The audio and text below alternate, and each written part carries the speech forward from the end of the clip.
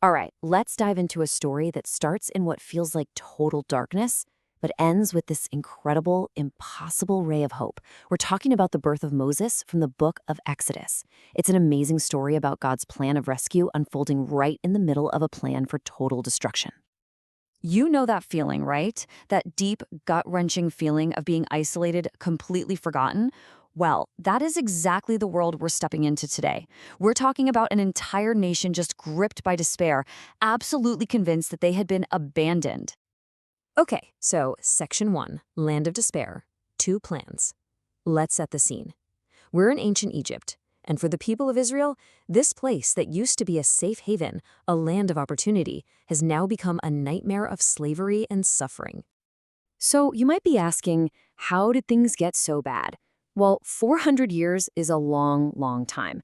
The memory of Joseph, who had saved Egypt, was gone. A new pharaoh is in power, and he looks at this large Israelite population not as a blessing, but as a threat. And his political fear leads him to one brutal solution: slavery. And it's right here, at this critical moment in history, that we see this massive collision of wills. On one side, you have a human plan, born out of fear, out of a desperate need for control. And on the other side, you have God's plan, a divine plan, one that's all about a promise of rescue. Now, what's so powerful about this is how it frames the entire conflict. Pharaoh's plan is all about destruction, right? It's about getting rid of a problem through cruelty. But God's plan is completely different. It's a proactive plan of salvation, a plan that works through what looks like absolutely impossible situations. And that tension, that's what drives this entire story. Let's move on, because Pharaoh's plan doesn't stop with just slavery. His fear just spirals out of control, and it leads to something truly horrific. You can see this chilling progression. First, harsh labor, but that didn't work. So he moves to secret killings, ordering the midwives to murder baby boys at birth. But they refuse. They fear God more than him. So he makes the command public, absolute. Every single Hebrew baby boy is to be thrown into the Nile River. This was a command for genocide. So you have to wonder, where does this kind of evil come from? How does political fear turn into mass murder? Well, the Bible has a word for it: sin. And it's not just about breaking a few rules. It's this deep corruption in the human heart that leads to fear and hatred and destruction. As the prophet Jeremiah puts it, the heart is deceitful and desperately wicked. And this right here, this is the ultimate contrast. For every plan of death that comes from the human heart, the Bible presents God's plan of life. John 3:16 is seen as the ultimate expression of that plan of salvation, God's loving response to a world that's so often bent on its own destruction.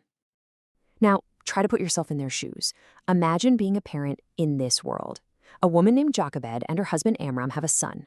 A death sentence is literally hanging over his head from the moment he's born. For 3 months, they hide him. Every little cry, every sound could mean death. Their life is just constant, terrifying fear. I mean, can you even imagine that level of anxiety?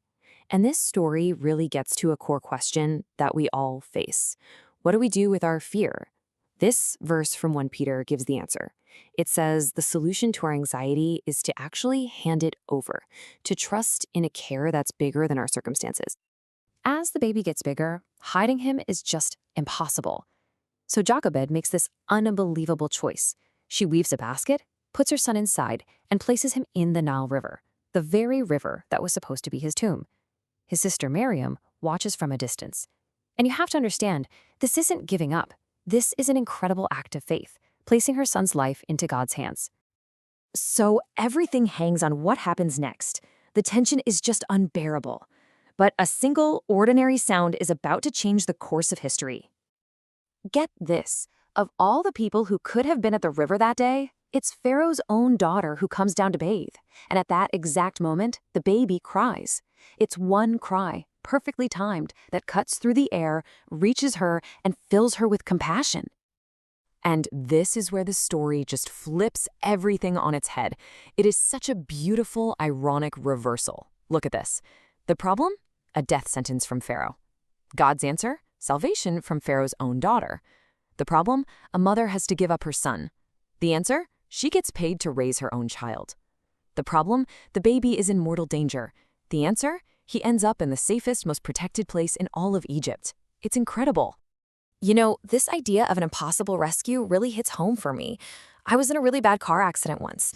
The car literally flew between two telephone poles and crashed. A few inches left or right, and I wouldn't be here today. And the first thing people said was, God saved you. For me, that experience just drove home the truth of this story. God's care is real, even when it feels like all hope is lost.